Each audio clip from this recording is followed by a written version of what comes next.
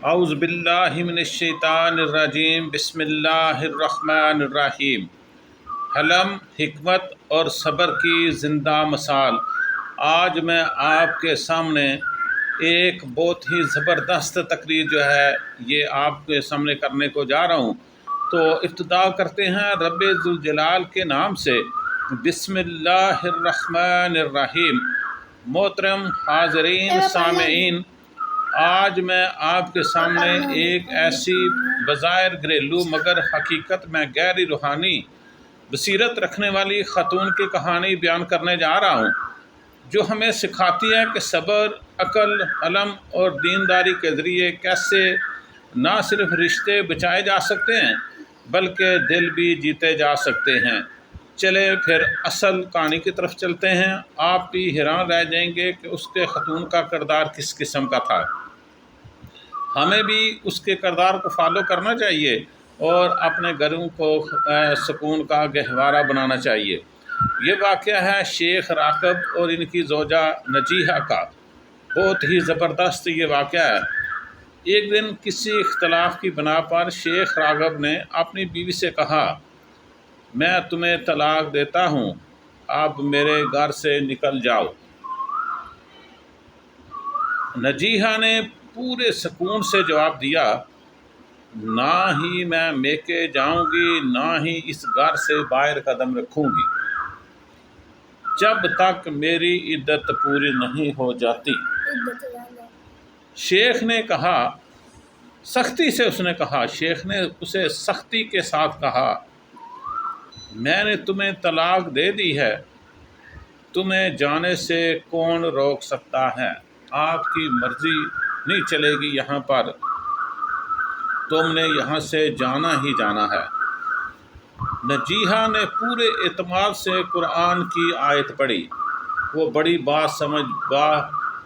صلاحیت خاتون تھی، وہ اپنے گھروں کو بسانا چاہتی تھی، تو اس نے قرآن پاک کی آیت پڑھی، جس کا مفہوم آیت آپ کے سامنے جو ہے یہ سامنے چل رہی ہے، اور اس کا میں ترجمہ آپ کے سامنے پیش کرتا ہوں تاکہ آپ سمجھ سکیں کہ اس خاتون نے کیا کہا اپنے میاں سے۔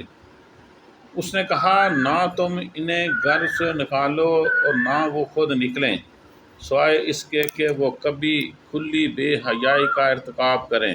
یعنی یہ اس نے اپنے میاں کو، جو شیخ صاحب تھے، انہیں یہ قرآن پاک کی آیات پڑھ کر سنائے، جس کا ترجمہ میں نے آپ کو بتایا ہے۔ یعنی نہ تم انہیں ان کے گھروں سے نکالو اور نہ وہ خود نکلیں، سوائے اس کے کہ وہ کسی کھلی بے حیائی کا ارتکاب کریں۔ محترم سامعین، یہ ایک عام عورت کا رد عمل نہیں تھا، یہ ایک علم، باہوش اور باوقار مومنہ کا رویہ تھا۔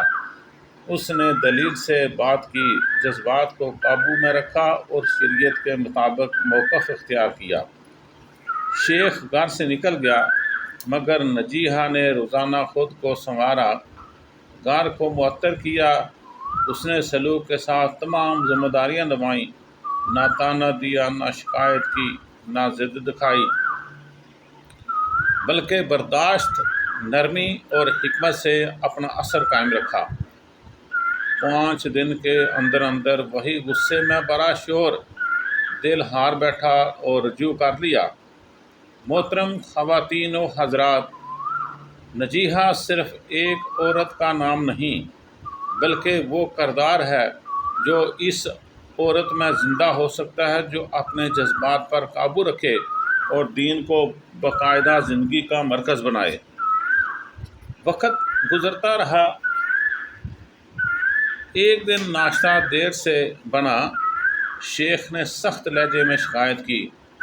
نجیحہ نے، جو چونکہ بڑی حلیم خاتون تھی، اس نے بڑی نرمی سے کہا، مومن کو اپنے بھائی کے بارے میں حسن ظن رکھنا چاہیے، کہ یہ دل کے سکون اور دین کی علامت ہے۔ صلو علی الحبیب صلی اللہ تعالیٰ علیہ وسلم۔ دیکھیں، ہر لمحہ جو وہ خاتون تھی نجیحہ، اس نے اپنے میاں جو شیخ تھے اسے قرآن پاک کی آیات کا حوالہ دیا۔ شیخ نے تلخی سے کہا، تم میری کوتاہی کا دفاع کر رہی ہو؟ کیا میں بھوکا گھر سے نکلوں؟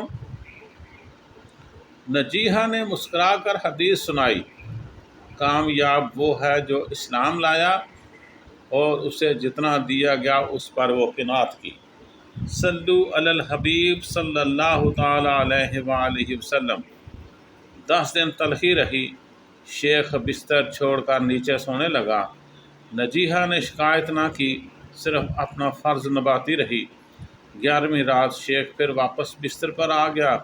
نجیحہ نے ہنستے ہوئے پوچھا، اوپر کیسے آئے؟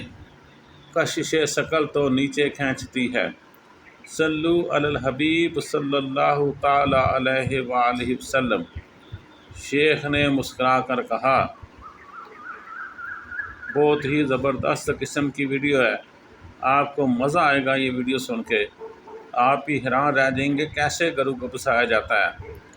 شیخ نے مسکرا کر کہا، یہ کشش ثقل سے بھی بڑی کشش ہے، ایک فرما بردار بیوی کی کشش۔ وہ بھی مان گیا تھا کہ اس کی بیوی جو ہے وہ بہت اچھی ہے، اس کی سختی کے باوجود بھی وہ اس کے ساتھ حسن سلوک بہتر رکھتی ہے۔ پھر اس نے کہا، پھر وہ کہنے لگا، اگر سب عورتیں تم جیسی ہوتی تو دنیا میں طلاق کا نام نہ ہوتا۔ دیکھیں کتنا زبردست اس نے اپنے حسن سلوک کے ساتھ اپنے میاں کو اپنے ساتھ جو ہے وہ اٹیچ کر لیا۔ اس نے ایک حدیث بھی بیان کی، جو عورت شوہر کے سخت مزاج پر صبر کرے، اللہ اسے آسیہ بنت مزاحم کے برابر اجر دیتا ہے۔ صلو علی الحبیب صلی اللہ تعالی علیہ وآلہ وسلم۔ دیکھیں کتنی بڑی حدیث اس نے وہاں پر بیان کی کہ جو عورتیں شوہر کے سخت مزاج پر صبر کرتی ہیں، اللہ تبارک و تعالی انہیں حضرت آسیہ بنت مزاحم کے برابر اجر عطا فرماتا ہے۔ نتیجہ اب آپ کے سامنے اس کا نتیجہ میں پیش کرنے کو جا رہا ہوں۔ محترم حاضرین، سامعین اور یہ ویڈیو سننے والے میرے بھائی بہنوں، نجیحہ نے ہمیں سبق سکھا دیا کہ علم سے بات کی جائے، ضد سے نہیں۔ صبر سے معاملات سلجھتے ہیں، غصے سے ہرگز نہیں سلجھتے، بلکہ غصہ جو ہوتا ہے وہ معاملات کو بگاڑ کے رکھ دیتے ہیں۔ غصے پہ قابو پانا چاہیے، تبھی تو مومن کی یہ نشانی بتائی گئی ہے، وہ غصوں کو پی جانے والے ہوتے ہیں۔ عورت کا اصل حسن اس کی وفا، حلم اور دینداری ہے۔ مرد کی اصلاح فقط جھگڑے سے نہیں بلکہ کردار سے ممکن ہے۔ یہی جذباتی ذہانت، ایموشنل انٹیلیجنس اور سماجی دانائی، سوشل وزڈم نجیحہ کی اصل طاقت تھی، جس نے گھر کے ماحول کو درست کر دیا، اور وہ گھر جو بکھرنے والا تھا اس نے دوبارہ جوڑ کے رکھ دیا۔